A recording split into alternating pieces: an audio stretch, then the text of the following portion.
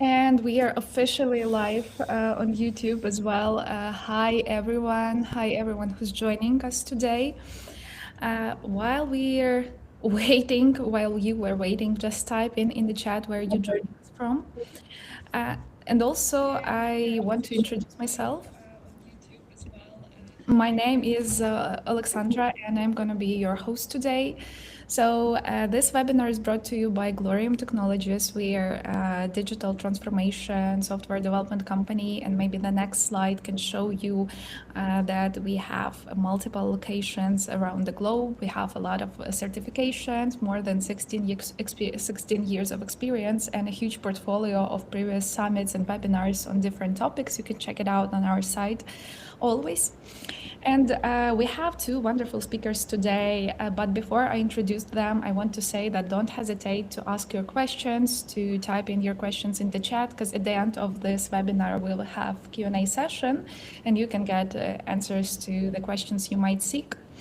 So yeah, it was my intro, and without further ado, I want to introduce and give the mic to our speakers today. Ali, Alexandra, the mic is yours.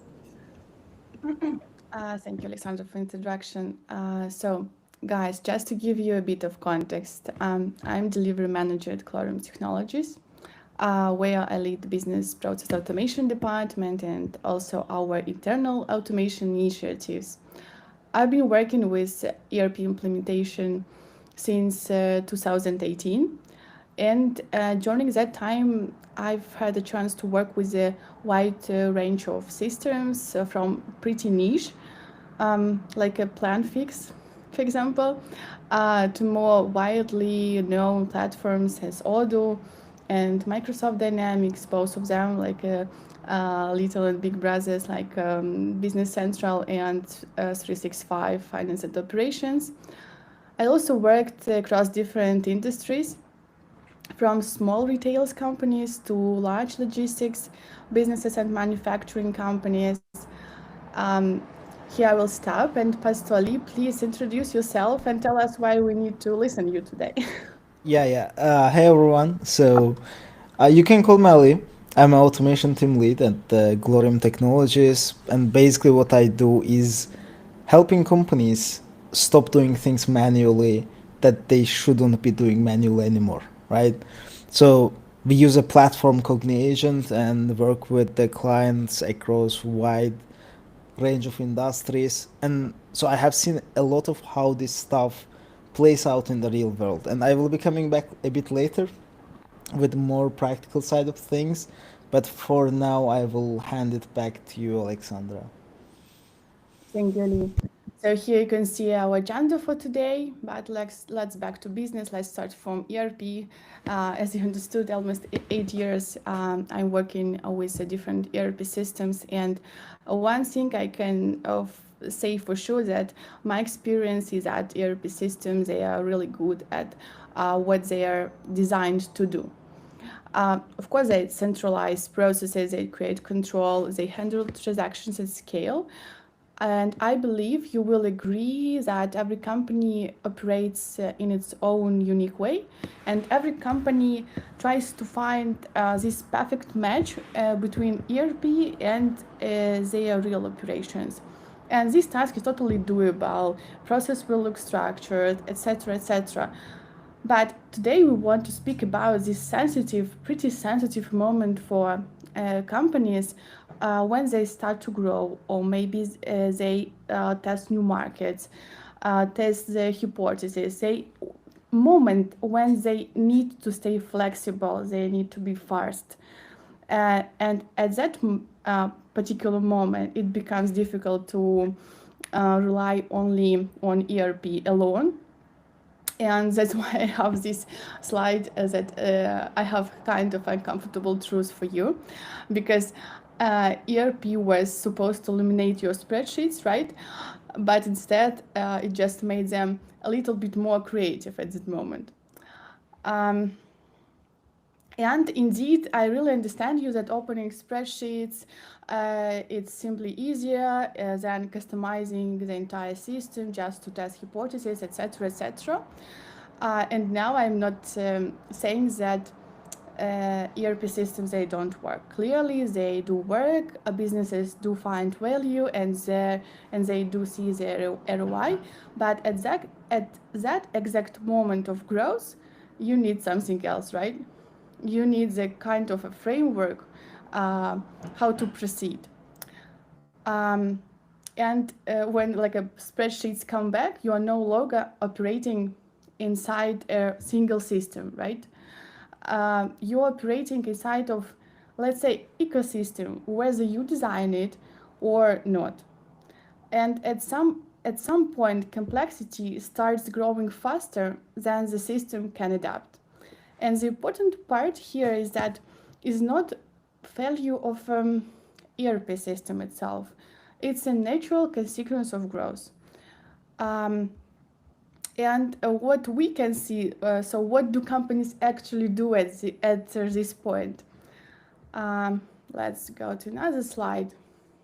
I believe that first idea is usually to customize an ERP system, because it was like a great idea to have an ERP, to have everything inside one system. Yeah, and of course, companies usually starts from this idea, and of course they face kind of lock-in cost, um, extending or switching out the core monolith eventually becomes very, very, very expensive. Then I really like the second option, tool explosion. Uh, it's a time where teams solve their own problems, uh, making like a marketing buys tools, sales buys tools, operations build something else, and suddenly no one sees the full picture. Let me give you a real example. Company tries to calculate the true cost of product. Finance has part of the data in ERP or in finance tools or in a QuickBooks, etc. Operations track logistics cost in another system. Of course, you will have some adjustments live in spreadsheets. And usually the final number is, by the way, which one is right, do you think? I think that will win spreadsheet that was updated last, right? Um, the third option you can proceed with is like a kind of invisible workflows. This is this guy, the smartest one in the room, that created kind of a processes for you in Zapier or in Nathan, and processes, they live in someone's head, in this guy's hand, and only he understands these processes. And if that person leave your company, so the process disappear. So if this person is still with you, don't let him leave and pass some kind of information you will hear later. Okay, let's agree on that. And the final one, it's pretty boring, but we also see it like a fragile integrations, like a company starts doing kind of integrations, but they are pretty sensitive, one small change breaks everything. What else? Okay. So at this point, many companies start thinking, maybe we need to replace an ERP, maybe we need to buy more tools, which exactly? And regarding replaces, of course, I will say no here, because the problem is not the system itself. ERP was designed as a monolith, stable, structured, controlled, but modern operations, they don't look like this anymore. They are distributed, connected, they are constantly evolving. And you don't need to replace the core. It's a rule. Yeah, you change how everything works around it. So, and I will start with a kind of theory, yeah, just 3 points that I want to highlight for you, and then I will pass to Ali to talk about maybe practical things. Um, here you can see connected system replacing isolated data silos. Here, the first shift is from isolated systems to connected systems. Data should not live in silos. It should flow. Instead, the second one, instead of people moving between systems, systems coordinate the process themselves. Here I'm talking about workflow automation. Yeah, I know your pain while you need to double check everything in a systems manually. You need to go to Amazon, check there. You need to go to ERP. You need to go to like another marketplaces, and finally to check everything in QuickBooks. You don't need to do it manually. Let system do it themselves. And the third one is that you should be able to change process without constantly touching your core ERP. Okay? And here I'm happy to pass to Ali. Ali, please proceed with a kind of a practical information, valuable information um, for everyone. Yep, for sure. Um, and also, if you can please switch to the next slide. So, what Alexandra already walked us through, especially why the ERP hits a wall at some point, a lot of issues with those automations. Honestly, everything that you said, Alexandra, is exactly what we run into with basically every company that we talk to, right? So, also in the next slide, I will describe what mistakes you need to avoid before building an ecosystem, but what's actually the automation ecosystem, right? Um, how we see it is like 3 layers. One layer is your core ERP systems that has you can also call it like a single source of truth for you as well, that has your inventory data, maybe has your financial data, maybe you have the supply chain data there. Then we have the another layer, right? And in that layer, it might be your marketing tools, your and another third party financial tools like a QuickBooks and so on and so on, and a lot of things actually that can be connected. And these things are not your core tools, and these are the tools that can be switched, can be changed to another tool, and this layer should be flexible. The layer in the middle, what we call is the integration and orchestration layer, right? This is the layer that helps us to not change the core ERP, but add an intelligent layer on top of that, because when you connect your core ERP with all the tools that you are using in the right way, you actually build an ecosystem where you can use AI to build workflows, to build smart solutions, and so on, so on. And honestly, the as you can see, the building that ecosystem is not very hard. What is harder is not screwing it up. There are 5 ways that I see companies do exactly that, and pretty consistently. The first one is the wrong scope, which is basically when they automate something that looks impressive or feels, how to say, satisfying, right? To show off to people, maybe to their friends or their business colleagues and so on. But it's not actually their real bottleneck. So they save time in the wrong place and nothing in the business actually changed. The second one is the poor data preparation. And this one kills more automation projects than anything else, because that messy data doesn't just disappear when they automate something, it just moves faster. So if your data is all over the place and you don't have the proper organization, before you automate, you have to clean it first, or you will just like, oh, you will be literally automating the chaos. Then there is no metrics, which sounds obvious already. I think everyone understands it, but almost nobody actually does it. What's the issue? if you didn't measure how long something took before you automated it, you genuinely have no idea if it helped. You cannot prove ROI, you cannot improve anything. The first one is the automating exceptions. And it's basically where you build this beautiful flow for just a case that you thought, right? And it's a pretty standard case. And then one unexpected weird edge case came in and started breaking the whole thing. So what's the rule here? You build for the normal 80% and you just route the weird stuff to a human. And the fifth one, last one, set and forget, is what it's basically what happens when you treat an automation like a project.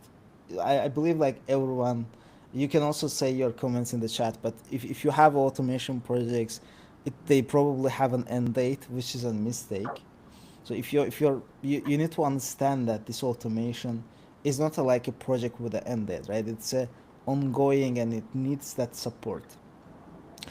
When you have an end date, you build it, you ship it, everyone celebrates. If you would be working in our company, you would be getting tacos, for example, which is an internal joke. So, and the 6 months later, something would quietly break because a business rule would have changed and nobody was paying attention. And I will be honest, it happens sometimes in our company as well.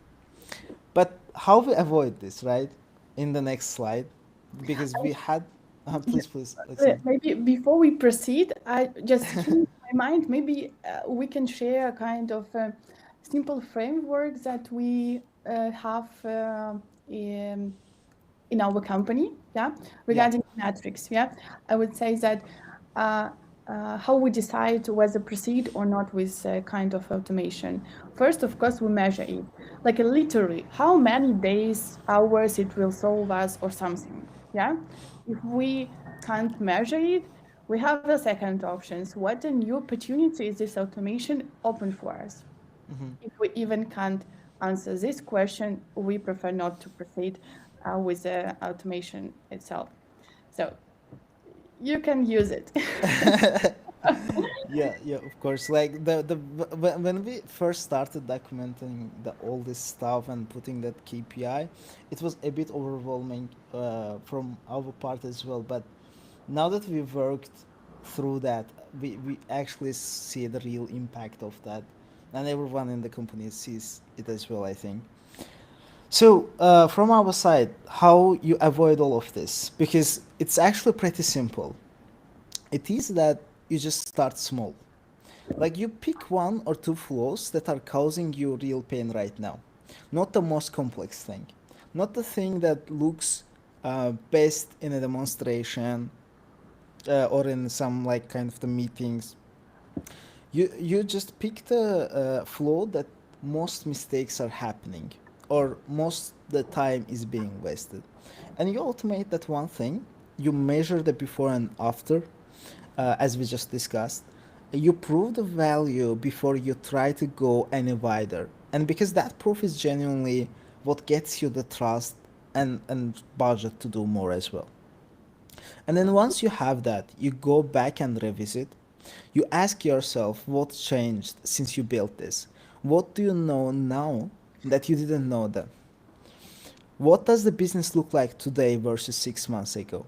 And you design for that reality, not for some plan that you drew on the day one, right? Because honestly, that plan is always wrong anyway. Even like throughout this plan, I promise you something in the AI side will change, and you would the previous assumptions that you have made would be changing as well. You have to expand from there. You layer in the next system, the next department, next workflow, and this time you would actually have the experience already.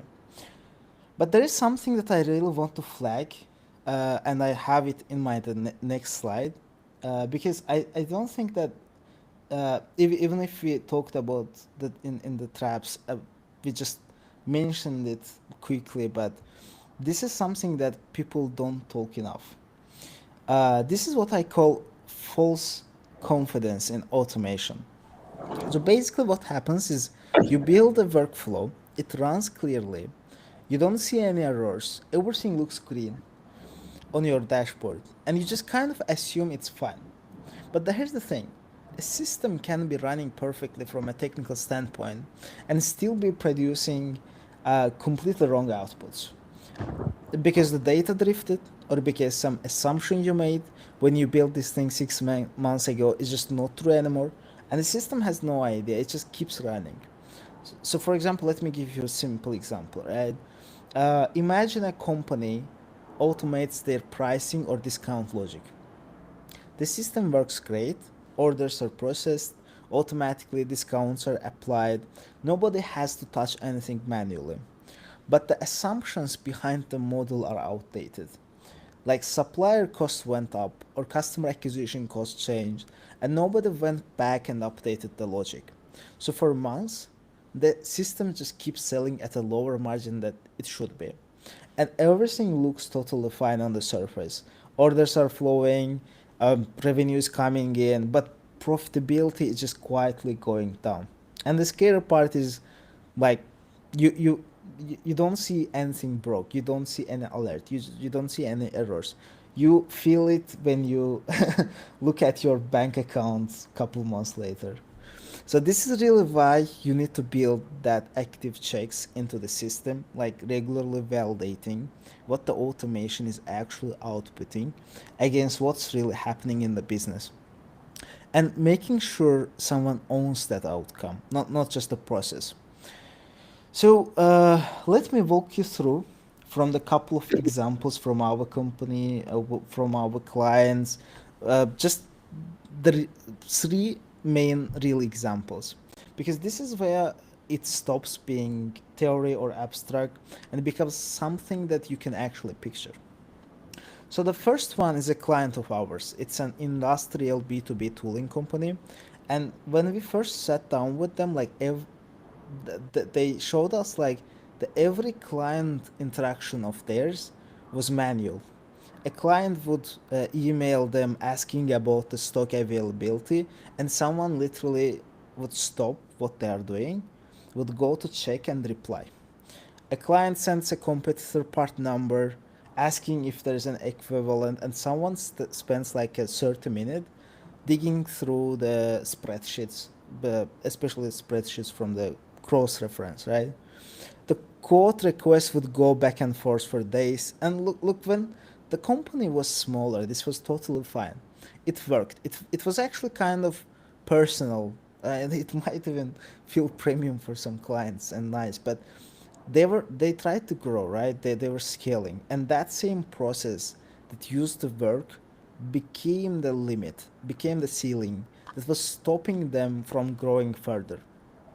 And the problem wasn't the people at all. The people were doing their jobs fine. The process just wasn't built for that kind of volume. So what we built for them actually, in I have it in my next slide. So it was a fully functional AI powered chatbot connected directly to their existing systems. It was running 24/7. It was already it is actually already deployed in the production.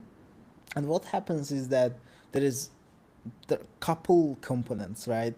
For example, the real-time inventory checks, pulls the live data, intelligent tool matching, where a client describes what they need and gets a recommendation right away.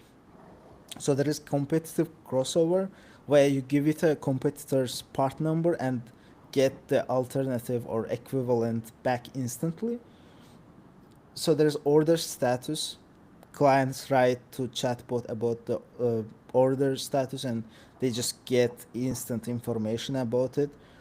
They didn't hire more people. They didn't replace their ERP. They didn't transition to something. It didn't take months, couple of months for them, right?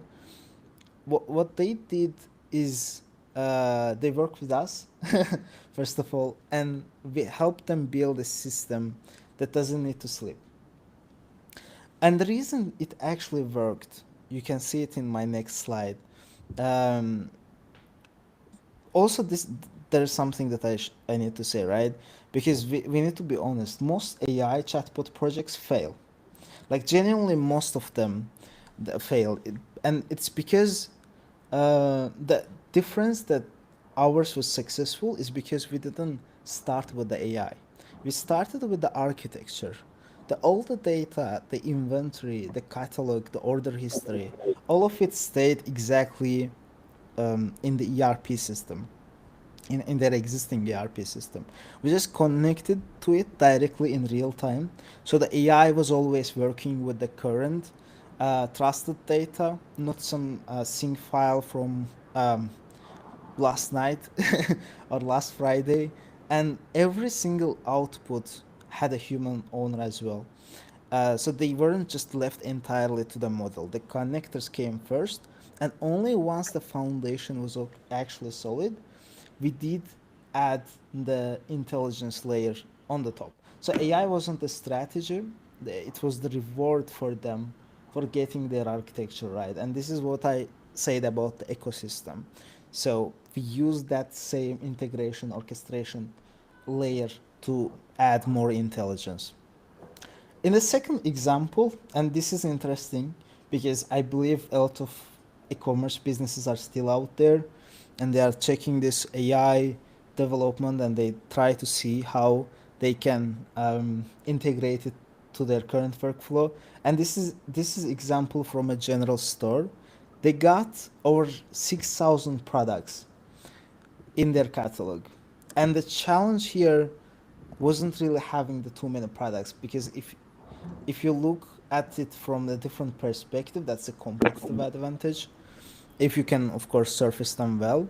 The actual challenge was the experience, and it was a customer experience, because customers would come to the site, start browsing, immediately get uh, overwhelmed by specs and model information and with the comparison tables, and they would just leave without buying anything. So we built a chatbot that lets customer just describe what they need in plain language, that like they would tell it someone in the physical store, right? And it would match product, compare options, explain the differences in a way that makes sense. And it would make basically get customer to purchase and get them to the confident decision, not like okay I forgot the word, what was it, like double checking, double suspecting. So not like double thinking about their decision. So 6,000 products used to be a problem, and now it's literally the competitive advantage. And I will tell from our internal processes as well in our next slide. So this is from us, the Glorium internally, and I like sharing this one because I think it's easier to stand up and recommend something to clients, and it's a different thing when you are actually running it yourself, and your own business depends on it. And this is one of them, because our outreach when we started was manual and it was slow. Lead quality was inconsistent, and the people who should have been having the actual sales conversations were spending way too much time just figuring out how or who to even talk to. So we automated the most repetitive tasks for them. We automated the qualifying work. We automated the domain health checks, the data cleaning, lead scoring, outreach optimization, and now the team just focus on the conversations that actually matter. And the reason it keeps working long term is because someone owns the system. It gets reviewed regularly, and assumptions get checked before performance shows drip or it starts slipping. So if you look at all three of these examples, I also have a table in my next slide about this. You can see that I have one, I discussed about the one client which is industrial B2B, another one from the consumer retail, and the last one is us. It's totally different industries, totally different problems, totally different scales, but honestly, the exact same pattern underneath every single time. The core systems are untouched, the legacy infrastructure is not replaced. You can see that integration layer is built, intelligent layer is added on the top. There is clear ownership, and nobody built from the scratch. Nobody did some massive migration. Nobody replaced what was already working fine. And the companies that win aren't the ones that replace everything. They're the ones that who connect everything and add intelligence layer on top of it. So the thing that I want to leave you with today is three questions. It's in my next slide and it's very practical, I promise. It's just three questions that you can honestly ask yourself about your own setup right now. The first one is, where does your business logic actually live? Like the real rules, the actual decisions, and the conditions that drive how your company operates day to day. Are they in your ERP? Are they in some Zapier flow someone set up a year and a half ago? Or are they honestly just in someone's head? And this is something that Alexandra said as well. And most people, when they actually sit with that question, they realize that they don't fully know. And that right there is already the problem. Second question, if you replaced one tool tomorrow, would everything still work? Or would things start breaking in three other places? Because the answer to that tells you pretty clearly how connected or how fragile your current setup really is. The third one and the last one, are you scaling the transactions or are you scaling adaptability? Because those are genuinely two different questions, very two different things, and then most companies are only doing one of them without realizing it. So, if you, when you ask these questions, you can to yourself, you can also ask questions to us, me and Alexandra. You can drop your comments in the chat. I would ask Alexandra if she would like to add something here.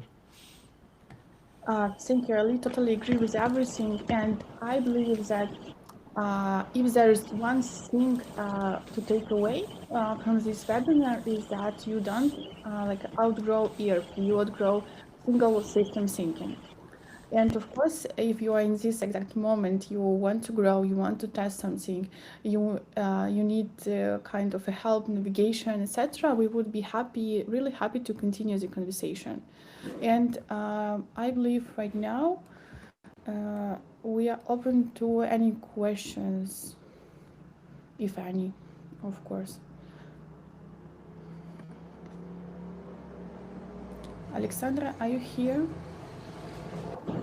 Yes, I'm here. Thank you very much, guys. It was really insightful. Yeah, and we've got a lot of questions. But before that, I'm just gonna comment this slide that we have right now. So if you found this interesting and if you have any questions regarding your company or your systems, you can just scan the QR code. It's redirecting you to a link where you can book a call with us to have some free consultation, etc.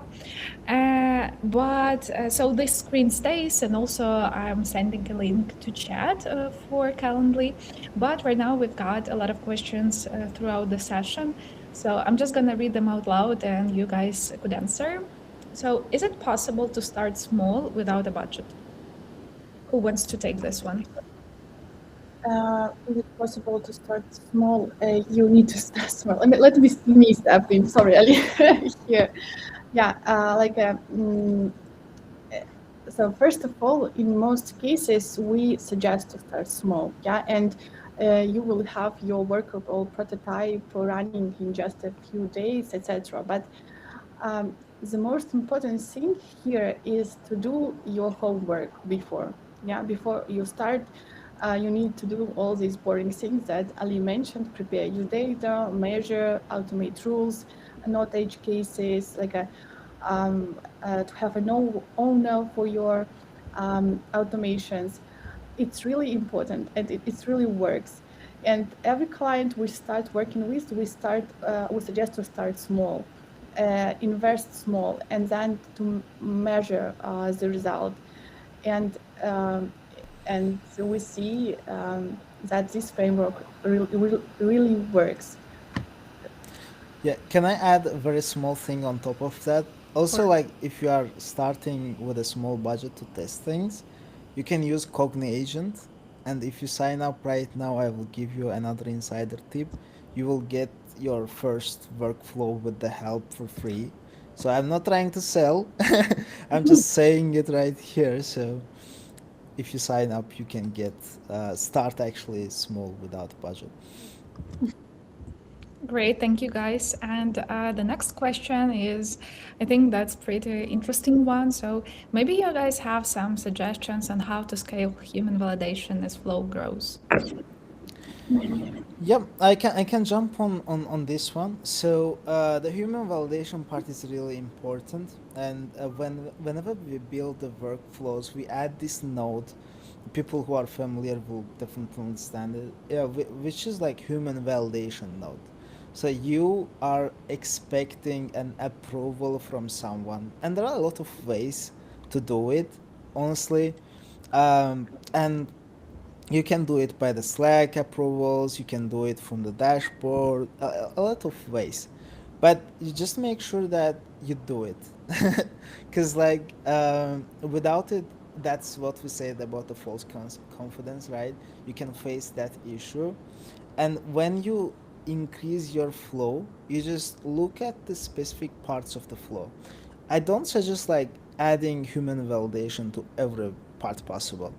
You just take at least the regular sample from what your workflow is outputting regularly, like once a week, once a couple of days. Also look at the parts where the compliance can be issue, if there is something with the code request or the order creation maybe, or cancellation, just route them to the human. So you leave the most important part about the financial and compliance related things to the human, and you automate everything else, and it just speeds up your usual process a lot more. Mhm. Sorry, Ali, maybe you can add also something regarding human in the loop and maybe regarding this kind of a feature in Cogni, because Yeah. also I believe it's a great feature that we have because l- I passed to you because Yeah. Actually, that's yeah, that human validation node is like human in the loop in the cognition, and we have this feature already built in. So if you basically add that, um, let's say you have like couple of the processes, right? You add all those processes to a group, to loop, and you add it to the human loop, and this basically makes that human validation part much easier, and it's already like an out of box feature in the cognition, and you can just drop it right away and use it. yeah. And I believe it's where Nathan and another workflow automation platforms breaks down. Yeah. Yeah. Yeah, that's something that happens there as well. Mhm. Great, thank you. So I think we can move on to the next questions. Here we are talking that AI is the cure to every problem, but maybe you can share some examples where AI actually made things worse. Hmm. So, Possibly. okay, of course. So, actually, I had this example in my speech as well with the code generation and like automatic discounts, right?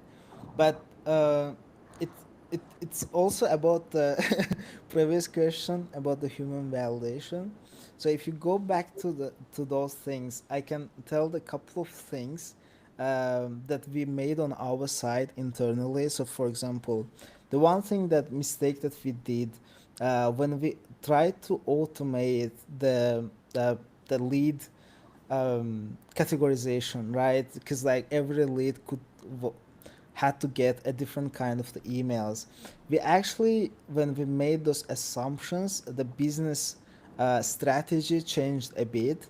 So we were actually sending the old content to the people, and so those people contacted us with for that old offers, and we kind of made this whole mess with the people that we shouldn't be doing, because it's something that in a large scale can hurt the reputation as well, right? We noticed it very early, but still, when you automate, that's why the human validation is important, so that you check everything out. Another couple of things. So, for example, I will tell this example from a big company. So, I believe you all know the Vercel. This is a, if you are a developer, you 100% know it. So I'm a customer of that company, nothing related to Glorium, but one day I just received a couple of emails about the project that I don't have access to, right? I started receiving the errors from that project. I received a confidential data from that project. And when I saw that, I wrote back to them, hey, you are sending me these emails that belongs to someone else. I believe there's kind of the automation problem that's going on here, because like I should not get this information really. And it shows that even like the big companies or like huge startups can make these mistakes in a large scale when you automate without that human validation.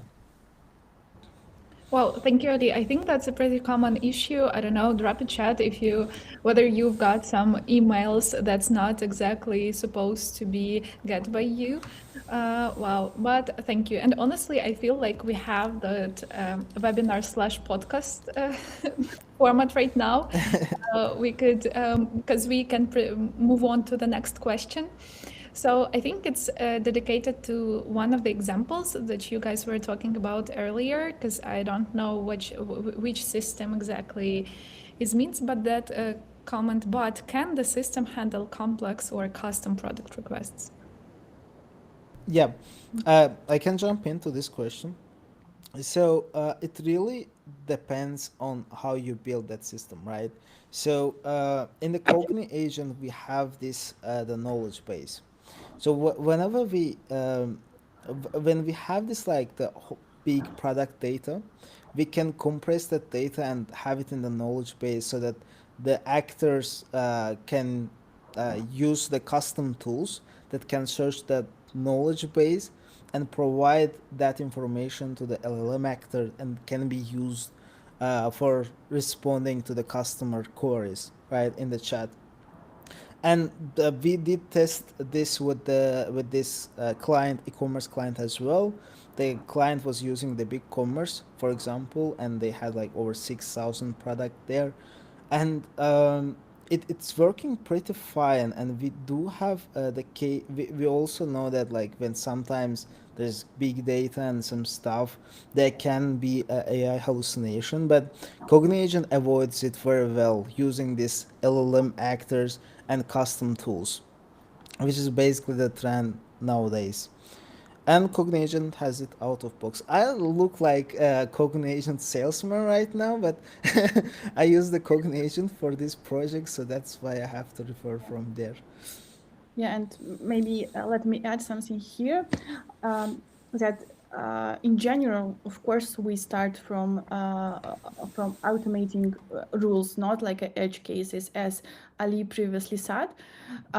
It takes you several days. Why not? Yeah, you need to start from something that is stable.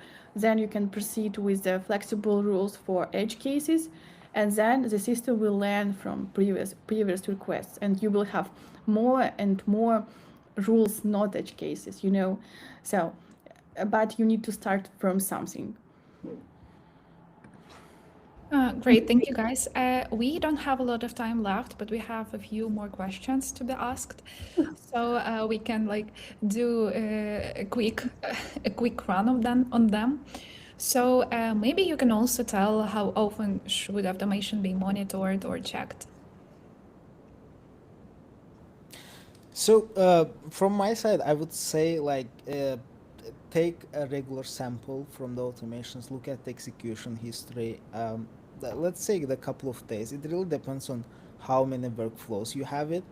But if you are just a single person and if you own the whole automation system, it can be overwhelming for you. And that's why we in this webinar as well, we said like every process, even though it's automated, should have the clear owner. So if you are automating something for the sales team, you actually onboard them there as well, so that they use the tool, they look at the execution history, they own the automation and check it regularly. Again, like the couple of weeks would be enough as well. Mhm. And But yeah, please, Alexander. sorry for interrupting, Ali. No. Just to add here that it really depends on how risky this workflow is. Yeah, is it related to merging? Yeah. Architecture, or it's like a kind of a slight automation. Yeah, so that's why number of checks will be definitely different between Yeah. the two kind of automation. Yeah, it makes total sense. And in addition to this comment as well, to this question, there is a comment. So maybe you can share what key metrics are important to track before and after the automation of a process, like what you need to look at. Like talking about key metrics, as I mentioned previously, it depends really on process, yeah. But we literally measure days, how many hours we can save adding this automation, etc. Yeah, it really depends on a particular automation workflow, and we also from our side we analyze it with our clients, and we propose kind of a we propose how to measure it. We are always talking about KPIs, ROI, etc. So if you really want to deep dive into these questions and you need to understand whether you are ready for automation or not, just let's talk one-to-one, and you will share like your thoughts, where your business stands on, and we will share like a practical examples, real examples from another clients, and also will help you to build a roadmap and to understand what the kind of KPIs and you can have. Yeah, so the answer is it depends. Depends on the size of the company, on the processes that you've Yeah. got, right? Yes, indeed. Without the context, it's really difficult to share. Yeah, I can give a couple of examples from the chatbot example, right? So, for example, in the chatbot, when you actually measure it with the current, right, you look at the response rate, like how fast you can respond to the customers, and if you responded in instantly, would it increase the conversions? So then you would look at like providing information to customers, right? So if I can guide this customer to purchase a television for his living room in his specs, and I can just provide that to them right now, would they purchase it? Like how many person would purchase it, which would become the conversion rate ideally. So it can be linked directly to your revenue. It can be linked to the time spent. Sometimes it just opens new windows, new possibilities for you. The things that you would never be able to do with like humans, you can right now do with the automation, and that opens just endless possibilities. Thank you, Ali. Thank you, Alexandra. And also, I think the last question from the chat, and we will wrap it up. So, do you think companies sometimes overestimate AI in ERP automation, and where is it actually effective today? I can jump in to this question. Rather than saying like the overestimate, I would say sometimes it happens. So, for example, we see it in a lot. So, sometimes people start vibe coding, right? I know you all have your friends like that.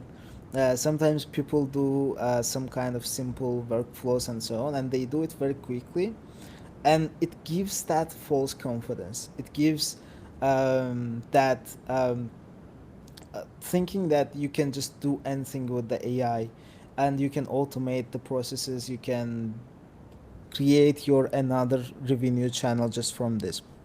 And this is exactly what we talked about. Because if you actually not overestimate, you overestimate the possibilities of AI sometimes, but you also underestimate the challenges and the things that you have to do before implementing AI. You need to get your data prepped. You need to if you cannot tell me your process and how it happens right now manually, you probably cannot automate it as well. So there are a couple of things like this that needs to be set right before using AI. With the possibilities, every day it's increasing a lot. Like the just yesterday, Cloud dropped new release. If you have used it, it's just you can just sit on your desk chair sofa wherever possible. You can just ask Claude to organize some files in your PC and some stuff. So every day new features are coming in. So I would say that the things that AI is capable to do is a lot. You just need to know the rules and avoid the traps and mistakes. Yeah, and just a few words. I see that we are out of Mhm. time. But, a few words regarding ERPs and underestimating ERP system. Yes, it happens, but we really want to see happy clients, and that's why we have QA sessions on a pre-sale stage. We have where we um, we're consulting our clients. Then we have a discovery phase where we need to align for sure with the expectations, with the client expectations, and to give a feedback. Uh, like this and that is possible, but this and that is better not to proceed, or maybe we can proceed this and that way. Yeah, and of course, like after discovery phase, I believe that 90% of our clients they totally understand what to expect. Uh, and I believe that we are doing a great homework, a great job during the discovery phase. It's important part of a project itself. Yeah, great. Great, Sasha. Great, Ali. Thank you very much. And that was the last question for from the chat for now. But I just want to say that if you have any questions left, just feel free to write it any of our messengers. Scan this QR code and book a quick call with us to talk with someone from our wonderful speakers today. And thank you guys for joining. Thank you for being so active. And of course, huge kudos to our speakers today.